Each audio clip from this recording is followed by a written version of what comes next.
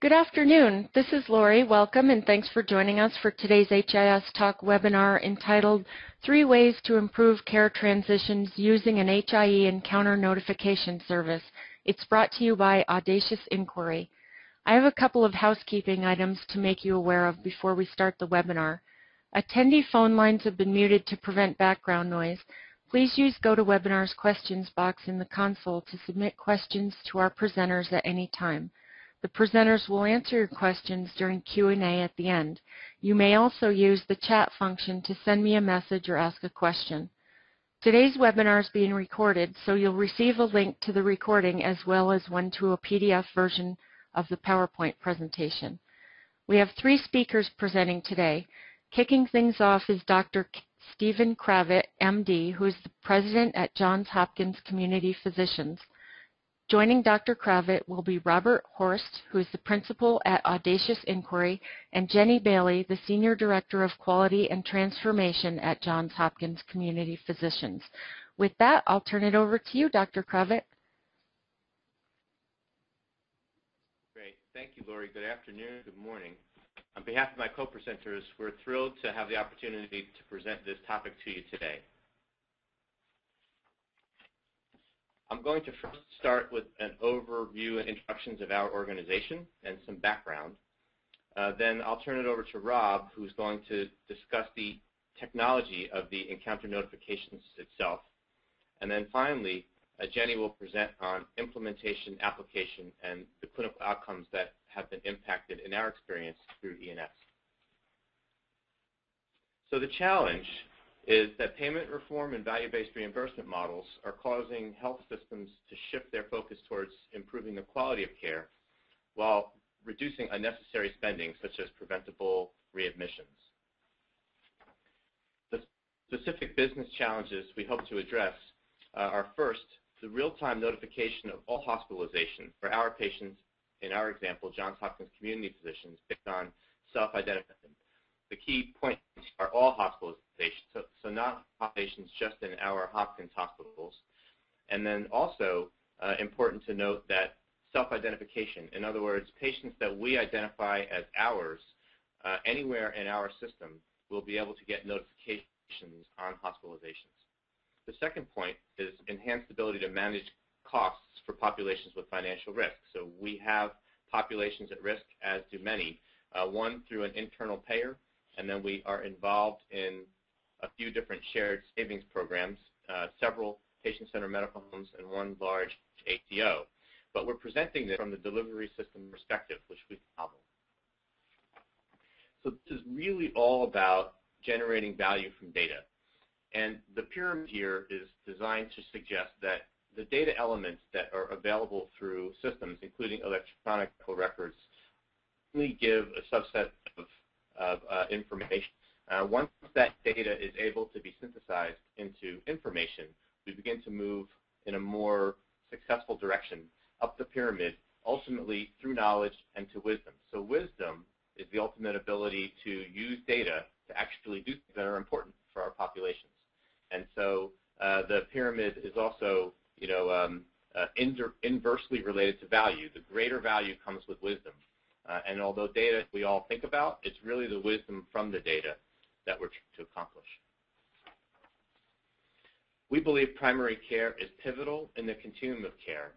This pyramid shows the continuum of care from the very basic self-care at home, where patients are able to do home care and monitoring, all the way up through convenient care or urgent care available in the community, through primary care, community-based outpatient specialty care, and then higher on subspecialty care, perhaps procedural or short-stay care, and ultimately tertiary or quaternary care.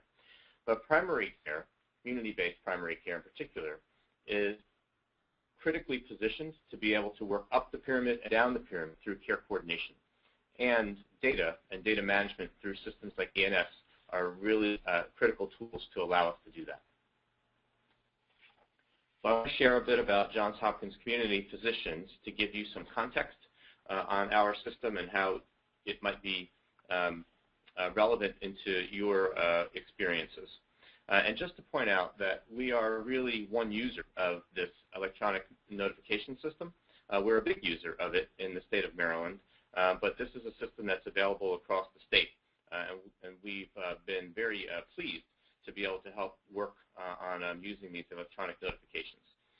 Also, I think relevant to note is we are a patient-centered medical home organization, and one of the principles of patient-centered medical home, as you know, is continuous quality improvement.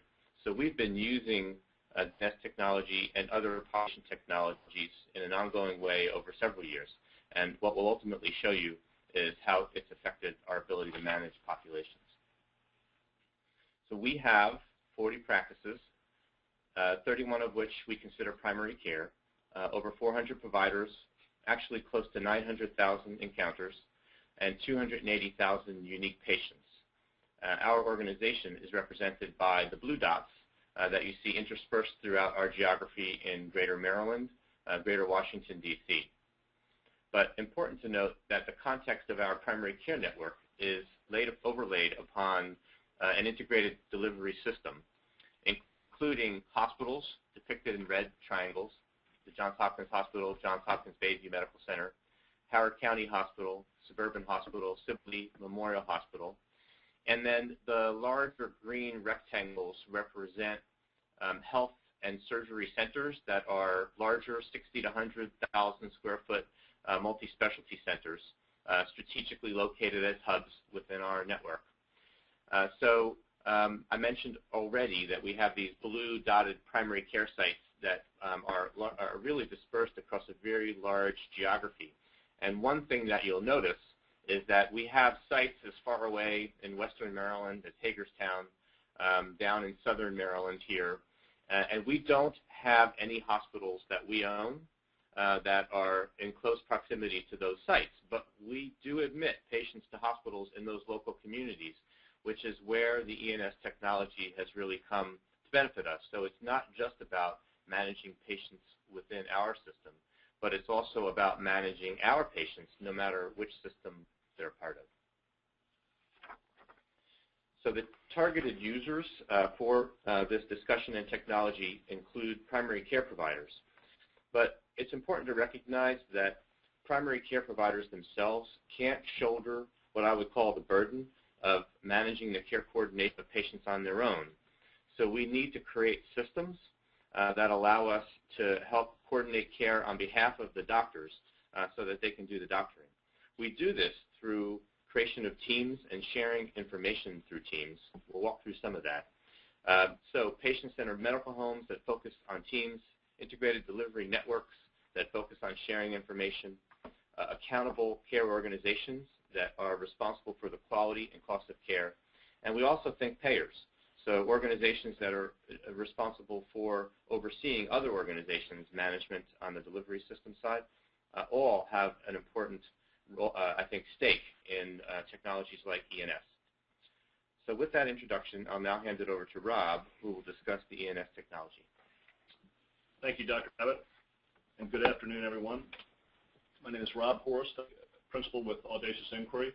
And before I get into the technology of ENS, I just want to give you just a short overview. AI, as we are also referred to, AI is a healthcare policy and technology company. We're located in Baltimore, Maryland, and we have, over the years, developed a lot of expertise in health information exchange and master data management. And these are really two of the primary parts of our background that sort of led to this, the creation of this notification service that we're going to go over today, and we're thrilled to be here today with Johns Hopkins community physicians. So AI's current ENS deployments focus on CRISP, which is in Maryland and D.C., but we also provide this service for the Delaware Health Information Network, the Utah Health Information Network, and in Florida. In CRISP's ENS it's somewhat unique in that CRISP has the advantage of having all Maryland hospitals connected and sending ADT or admit, discharge, and transfer data to CRISP's infrastructure. So CRISP receives a lot of data. It also gets a lot of other clinical data labs, radiology reports, and so forth, which are available for query. But today we're really just focused on the ADT data itself. So all Maryland hospitals, most DC hospitals, interestingly, Delaware hospitals are also sharing ADT data with CRISP when Maryland residents are seeing Delaware Hospital, and a number of long-term care facilities as well. Today, CRISP is sending over 330,000 notifications per month to primary care providers, care coordinators responsible for caring for patients. So ENS, while the technology itself is somewhat complex, the inputs and outputs are very simple. ENS relies on 3 core inputs. One of those is the ADT message that I just described, and that's the trigger mechanism that tells somebody that something has happened to a patient. These are typically ADT messages from hospitals. They might be an ADT A01, which is an admit message, or an ADT A03, which is a discharge message. Second is the patient or member panel. Providers and payers get to determine the attribution methodology, meaning primary care providers might want to send notifications directly to an office manager instead of a provider. As Dr. Kravitz mentioned, the doctors need to be doing the doctoring, so we don't want the doctor's inbox getting flooded with notifications. We might want that to go to a care coordination within the office, and that's what Johns Hopkins Community Physicians has done very effectively. So patient to provider can be divvied up in any number of ways in the system. ENS subscribers also provide the patient over really 2 primary means. One is through a flat file, which might be an export of patient demographics from a practice management system or from an electronic health record. The other easier means is to use our auto-subscription method, which takes an existing ADT and builds a patient out of that ADT, and I'll go into that in a little detail later.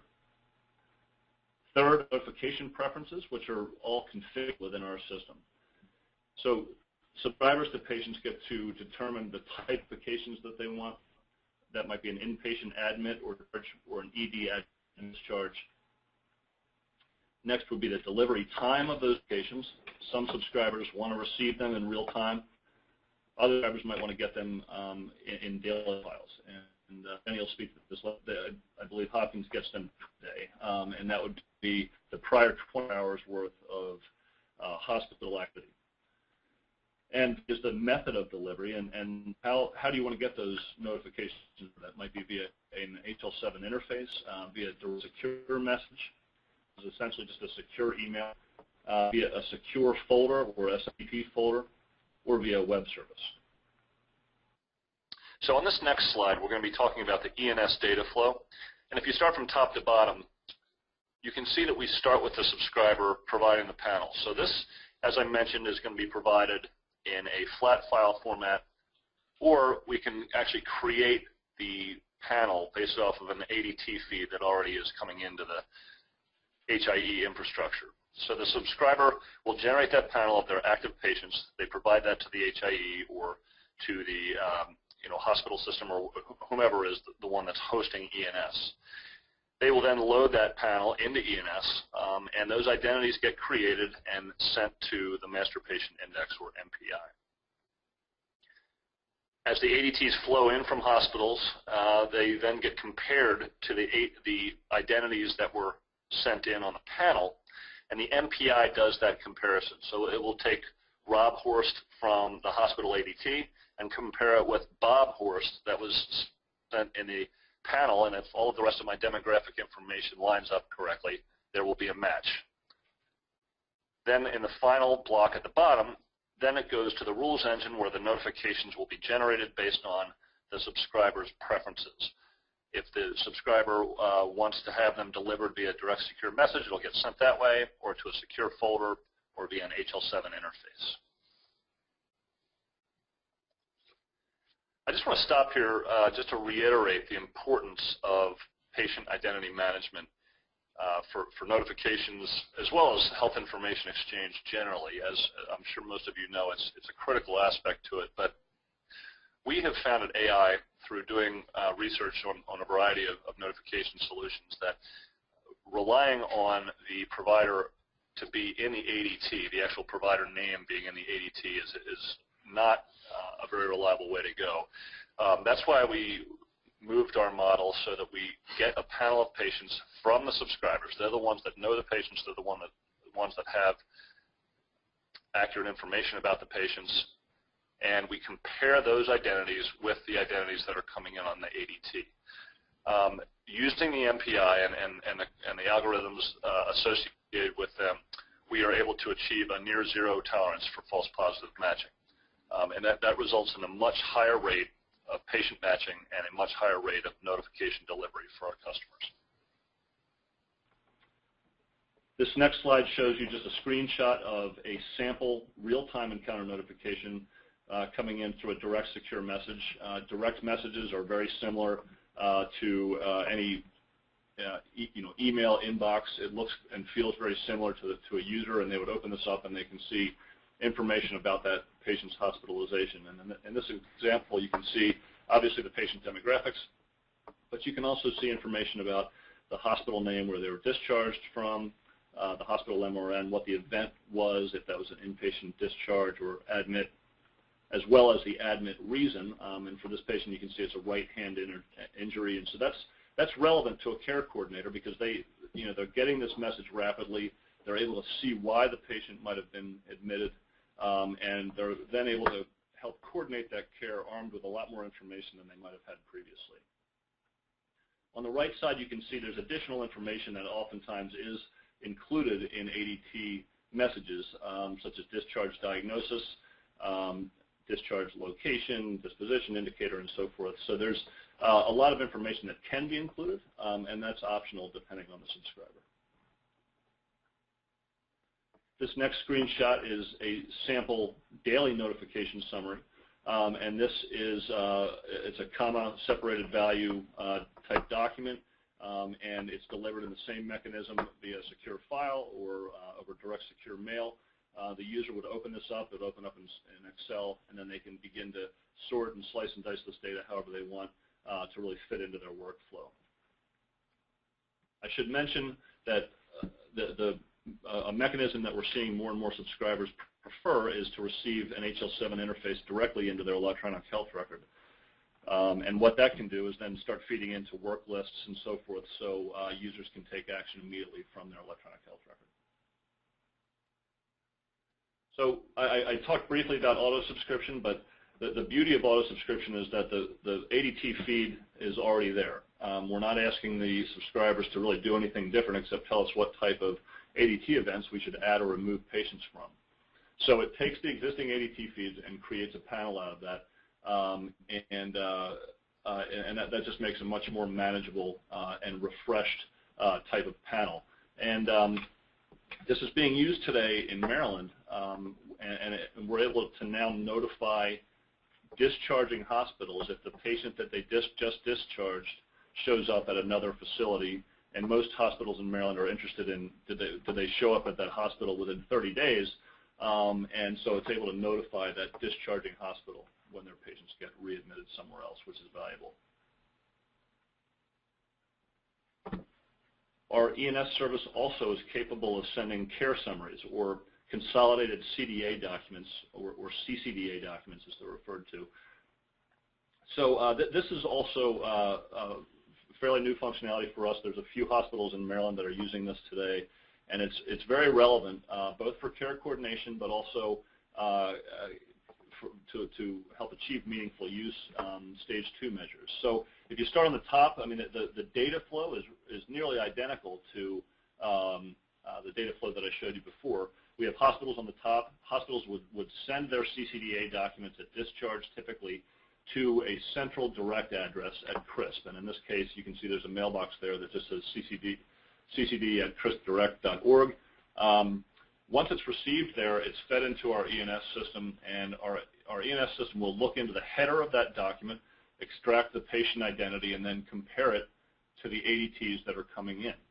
And again, where there's a match, based on the configuration preferences for that subscriber, that CCDA document will get routed to the subscriber, and they will open it up, and we deliver a style sheet with it, so it opens up in human-readable format, which is also very important. And so this is being used today by a number of hospitals in Maryland. CMS recently clarified, and CMS, for those I'm sure most folks on the line know, but Center for Medicare and Medicaid Services recently issued a clarification on their website that services such as this can be used to deliver care summaries to the next provider of care. And this is very relevant for hospitals because they can actually use this tool and the workflow behind it to help them meet the transition of care meaningful use measure for stage 2 of meaningful use. So we handle delivering the CCDA to providers that are in the transitions of care. We then provide the sending organization back with a report of who that CCDA went to so they can count that in the numerator as they go to calculate this measure.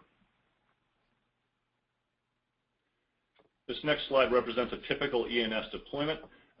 Very simple though, really. I mean, on the left side we have the data inputs, and that's the ADT data, the CCDA data, coming in over interfaces into the Encounter Notification Service environment.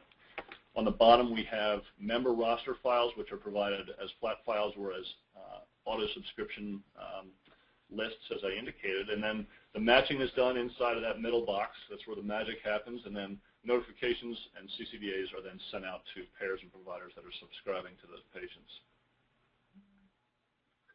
Here I do just want to depict on a map sort of a distribution of hospitals throughout Maryland and Delaware.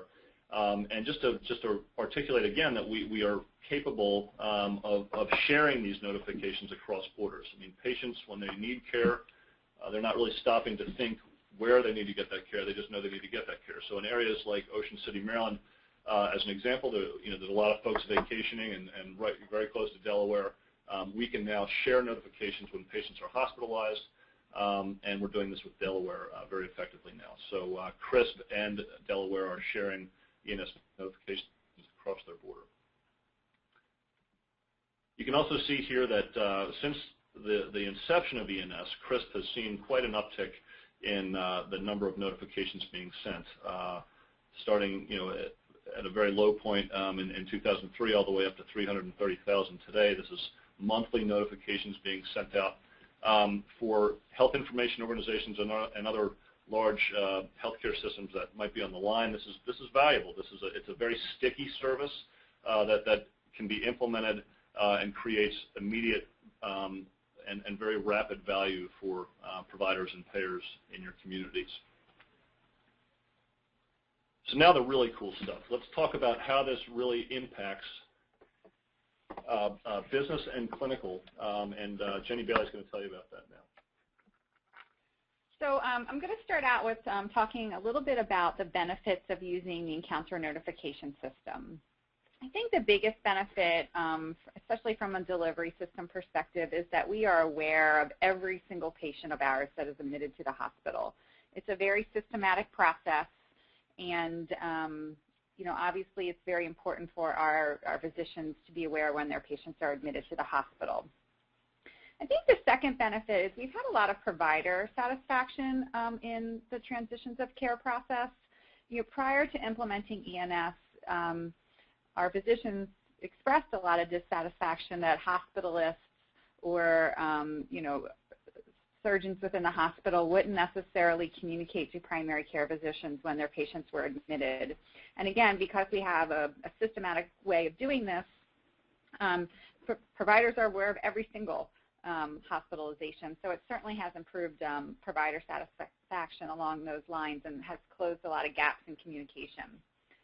I think the sort of unintended consequence, but very nice consequence around this process is also patient satisfaction. And I think patients really appreciate hearing from their physicians so close after a hospitalization, and I think they're also very comforted in knowing that there are systems out there in place like this. Many patients are surprised when they're contacted after discharge that they were even notified that they were in the hospital. And certainly, most importantly, is that there has been a reduction of harm, and that is attributed through avoidable acute care admissions. Talk a little bit about the readmission aspect of this. So readmissions to hospitals within 30 days is something that has been looked at heavily over the past few years, primarily because it contributes to about $15 billion of medical spend. And of that $15 of medical spend, about $12 billion is essentially preventable readmissions. Preventing readmissions, as I mentioned, certainly reduces harm. It's avoided care, unnecessary acute care that patients don't have to go through. There's been a lot of studies and a lot of attention around this, and they've done a lot of analysis around what are some of the causes of readmissions. And 4 of those causes include gaps in planning for the transitions. Certainly, again, that care coordination component from hospital to home, just failures in communication, delays in scheduling follow-up appointments post-hospitalization, and medication discrepancies during the transition. And again, this is just a summary of some of those best practice recommendations. There's, like I mentioned, there's been a lot of research around this area, and there are these bundles of care best practice guides that are used by hospitals to reduce readmissions. And the ones highlighted in blue are really ones that the ENS process addresses. So again, timely communications, early post-acute follow-up, early post-acute discharge calls, improved transfers between facilities, and effective medication management. And I'll get into each of those and how we're addressing those areas momentarily. Another benefit of the encounter notification system is that it aligns with our NCQA accreditation process for patient-centered medical home. So 2 of those standards include getting discharge summaries in a consistent manner from hospitals, and also scheduling appropriate follow-up care for patients after a discharge. So here's how it works in real time in our practices. So as Rob mentioned, we send a panel of self-identified patients monthly to CRISP, and then we have a single direct account, which is an email account for all of Johns Hopkins community physicians. Twice a day we chose to do twice a day batching. We do it at 8 a.m. and 2 p.m. We get an Excel list of patients for the prior time period of all of the discharges.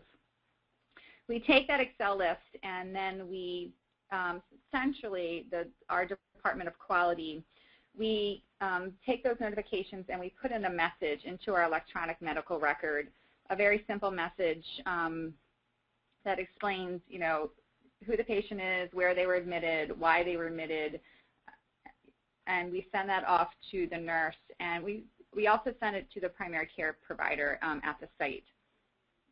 It is a manual process that we have today, and I'll explain later about something that we're working on to automate that process.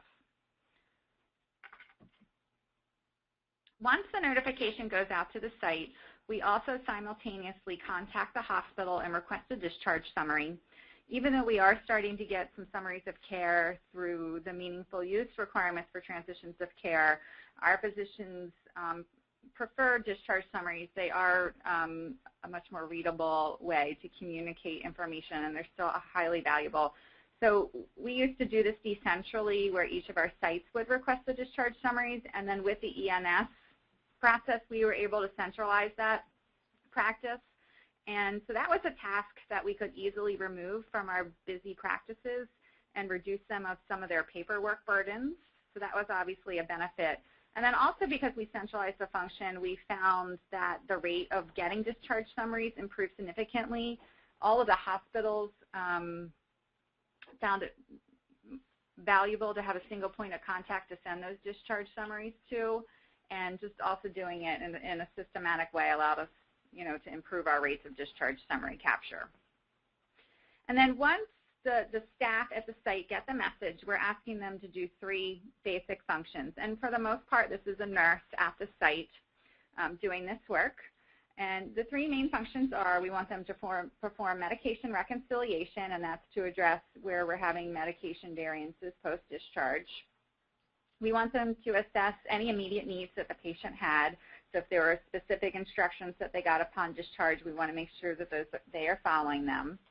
And then third, we want to schedule an appointment to see their primary care physician within 7 days when all possible. There's, obviously some constraints around that, especially related to patient preference, but that is the goal, is to schedule patients within 7 days. We use a standardized script to document the communication to the patient. Using a standardized script assures that those 3 needs are addressed during every phone call.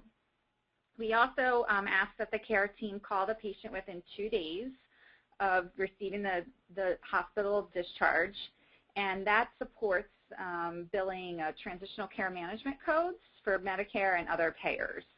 And we document all of this into our electronic medical record for our care team to see. We do perform continuous quality improvement around the process. Because we have 40 sites and there's, a lot of competing priorities within the sites on a daily basis, there are obviously different priorities going on. We want to make sure that everyone's following the process appropriately. So we have a mechanism that we use to track it, and we send it out to our sites monthly and give them feedback, and we help them improve on processes where they need help.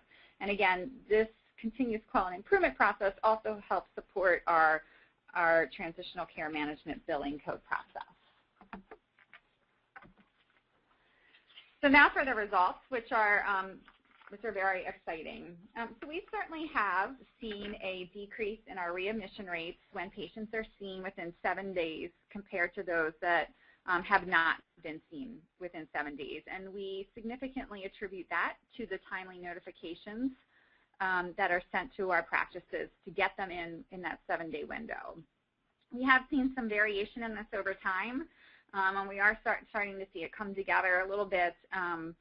But as I'll share next, any reduction in readmission is certainly an improvement, and there's definitely been a trend over time that when patients are seen within 7 days, that readmission reduction is statistically significant. This is our more recent data that we just got off the press, not yet even published publicly, which is our 2013 PQRS data. So this is our Medicare patient population, and right now our readmission rate is 15.3. This is all-cause 30-day hospital readmissions, and that is lower than the national benchmark, which is currently this compares us to other large hospital networks, so 16.43 nationally. And that is significantly lower than the national benchmark as well as the Maryland benchmark. This is also updated PQRS data. Again, this is our Medicare population, and it looks at ambulatory case-sensitive admissions. Ambulatory care-sensitive admissions are those that are potentially avoidable admissions, and they're broken down into several categories. And where we are pretty significantly better than benchmark are around care and diabetes, dehydration, urinary tract infections, and pneumonia. So a large number or large percentage of those ambulatory care-sensitive admission rates, we're doing much better than benchmark around. As Rob mentioned earlier, CMS had issued a FAQ in the past 2 months or so related to being able to send these notifications to meet the summary of care metric for meaningful use eligible hospitals. And we're really a recipient of this. We're getting these notifications now from hospitals within Maryland, and it's including the CCDA, or the Continuum of Care document, which is also known as the Summary of Care. So it's very exciting to see this technology evolve, and it's certainly keeping up with what's going on in the industry around meaningful use and the Summary of Care notifications. The FAQ has been very beneficial. We don't want to have duplicate notifications coming to our doctors one with the ENS and then one getting these summaries of care notifications from the hospitals. We want to couple them together and have a single process so that we're getting both the notification and the summary of care together. And it's a single way for providers to know when their patients are admitted and get information about that patient. We are also working on now automating our process. We've had a manual process to date in terms of uploading the information into our electronic medical record. So we're working with our EHR vendor on developing that process. We are going to be doing a real-time interface, and we're going to be using the CCDA technology to send both the event, which is when the patients get the discharge, as well as the summary of care embedded within the CCDA. And as I mentioned earlier, this meets the meaningful use transitions of care for hospitals, and this will also be real time, so we're going to change from our batch to our real time and automate the process, obviously saving a lot of manual work on our part. So I just wanted to summarize reviewing the clinical benefits of the encounter notification system process within our primary care network. It definitely has improved patient satisfaction. Again, I think patients are very happy to be contacted by their primary care physician after they're hospitalized, and pleased that they're following up with them and they care about what happens to them when they're in the hospital. It certainly has most definitely improved communication among our primary care physicians upon discharge. It's a very consistent and reliable way of getting those notifications. Our clinicians have real-time insight that lead to improved coordinated care. Obviously, in terms of quality improvement, our providers, the provider notifications assure faster follow-up calls and assure that our patients are seen quicker with our primary care physicians. And really, as a result, we've seen readmission rates lower in our patients that are seen within 7 days compared to those that are not seen within 7 days. So now I'm going to turn it back over to Lori for our questions and answer session.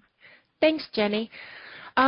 The first question, Mike would like to know if you parse out CCDs or CCDAs. If we parse them out, so I'm not sure. I don't think the answer to that is yes, if I understand it correctly. I mean, what we are doing inside of the ENS system is we're essentially looking at the patient header of the document, and then we send the entire document. We are not sending or parsing out parts of the document separately. Okay.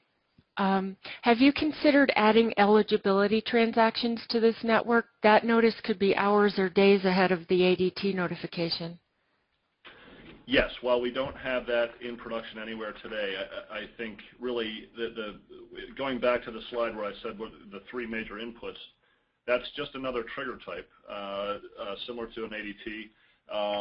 Certainly it includes different information than an ADT might, but that could be very relevant in certain cases. So I would say the answer to that would be certainly possible if there was a need to do that. We just haven't come across that quite yet. The next question is a little bit of a multi-part question from Melissa. She wants to know if there are any laws related to patients' abilities to opt out of having their data sent to an HIE in Maryland or Delaware, and if so, how that does or would affect those patient rights, and if it differs by state. Sorry, yeah, great question. So ENS really relies on the MPI for that. So when patients get opted out at CRISP, and this is true for many other HIEs, that opt-out will be stored as an attribute in the master patient index. So whether it be a user trying to query for that patient or an ENS notification going out, that opt-out is honored because these systems are relying on that MPI. So in the case of this question here, that if a patient had opted out of CRISP, a notification would not go out for that patient. And just to add to that, as a practicing delivery system and provider network, we display that opt-out information in our practices so that our patients that are coming through have the ability to opt out if they so choose to. Okay, and a follow-up on that. And to answer the other question, sorry, it does vary by state. Okay, and then how would that affect the patient's rights when sending data across state lines?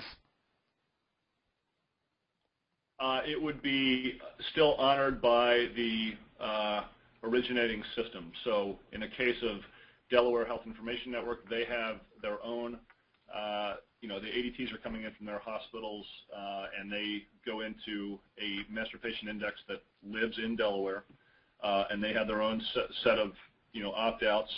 Maryland at CRISP has their own set of opt-outs. So, it only will go across state lines if the patient has not opted out. So it really still relies on the master patient index, I guess, in the originating state to answer that specific question. Okay. How does the MPI handle merges of patients or unmerges of patients who were previously merged by mistake? That's more of a, that's more of a master data management type of question, but that would be, it would still get matched based on the patient identity that's provided in the panel, and in the master patient index, if there were multiple ADTs coming in from different sources, or if there were merges or unmerges going on, those would be handled in the MPI and then matched with the patient panel. However, if a merge is done and a match in ENS is done and sends out a notification, and then an unmerge comes along later on after the notification has been sent, there's obviously nothing you can do about it at that time. So that question really has a lot to do with the timing of those messages coming in, but really it's the MPI that's doing that work. Okay. Can either Dr. Kravit or Jenny discuss what your readmission rates were before versus after ENS? Well, I can share that at least in our Medicare population, that our Medicare readmission rates were at benchmark, and now they are lower than benchmark. So we have decreased as a result. Okay. Are you only tracking hospital readmissions or capturing other entities like long-term care facilities, home health? And if so, are they sending ADT messages to CRISP? Right now, we're only tracking hospital readmissions, but so we haven't looked at other types of readmissions, although that capability does exist. Okay, and this is basically a follow-up to that, which is for transitions of care from hospital to skilled nursing or rehab. How are those third-party facilities receiving the CCDA from the HIE? Yeah, if they were subscribers, yeah, go ahead, Jenny. Sorry. Yeah, they send the CCDAs to the long-term care facilities. They have direct addresses as well within CRISP that they send those CCDAs to.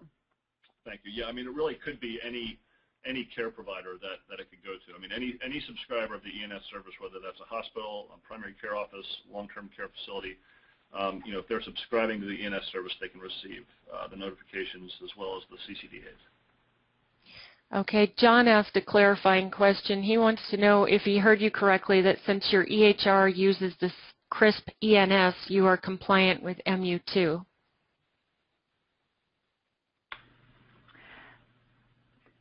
Well, our eligible hospitals that use the CRISP ENS, yes, are compliant with meaningful use too. So I'm not sure if that question was asking maybe indirectly if ENS itself is compliant with MU2. ENS is not a certified electronic health record technology, and so it therefore would not need to be certified. But certainly the EHR where the CCDA originates would need to be a certified EHR technology. Thank you.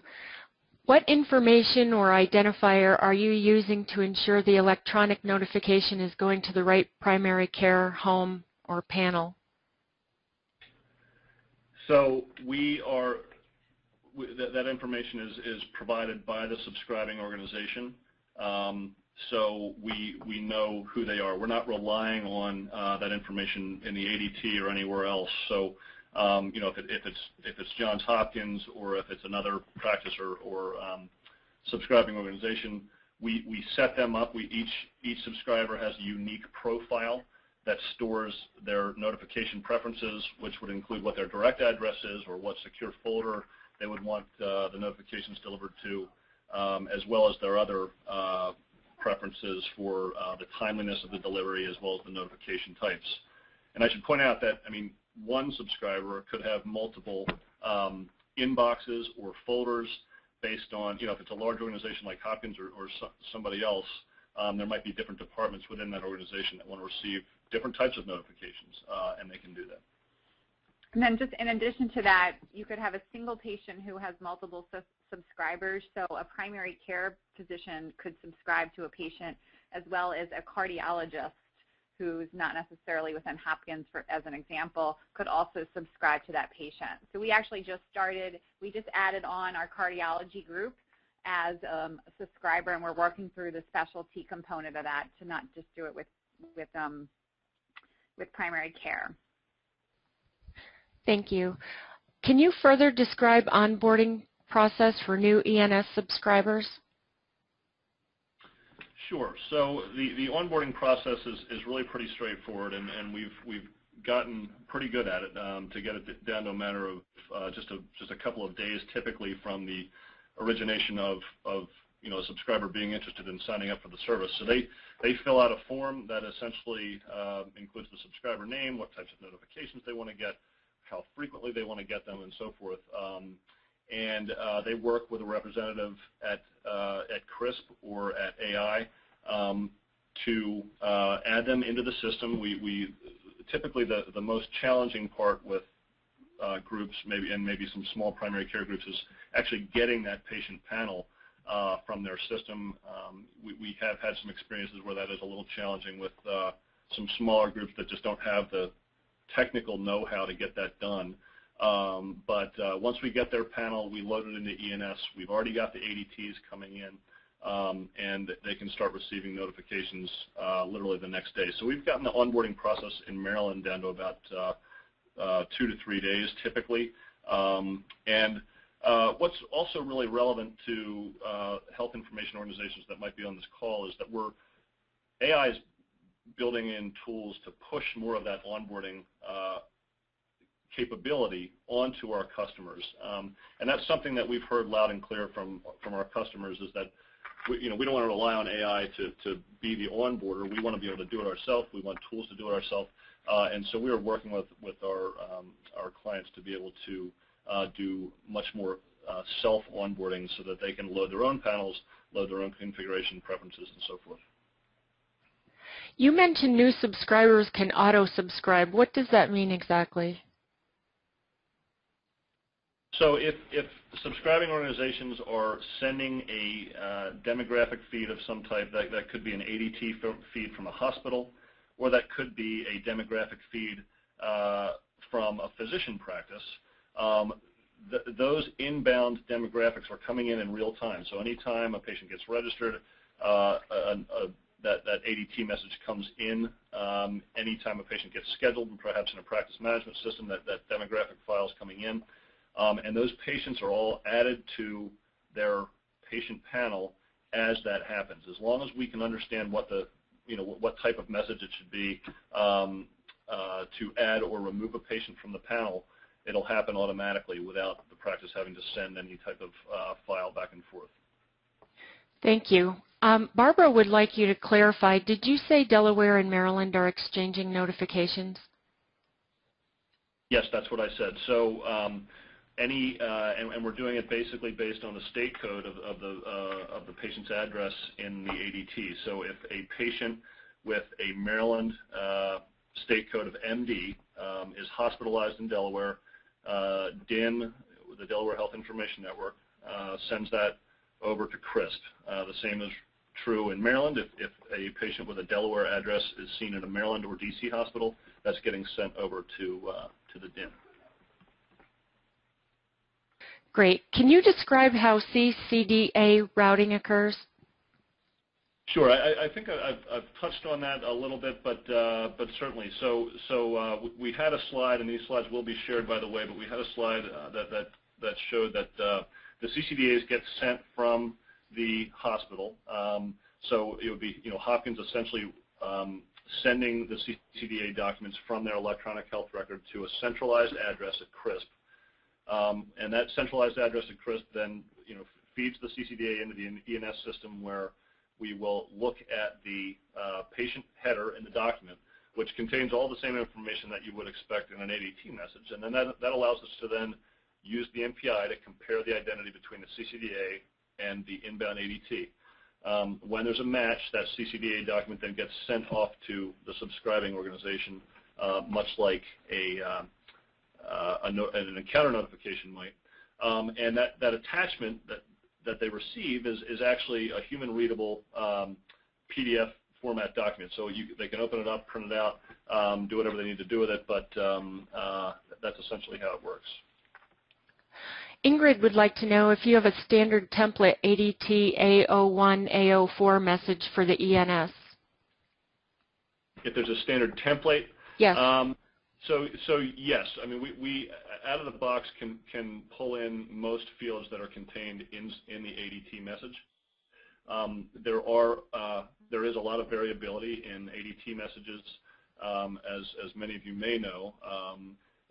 Discharge or reason for visit is one of those. It might, a reason for visit might show up in several different segments of an ADT message.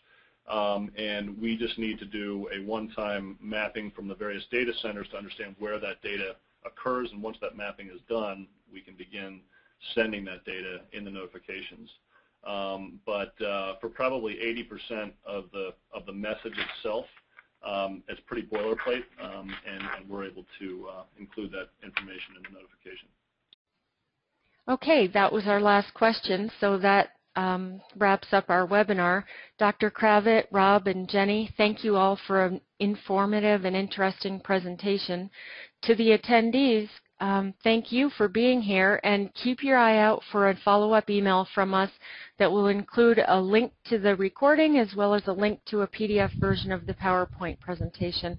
We hope to see you at another HIS Talk sponsored webinar soon. Thank you. Have a great day.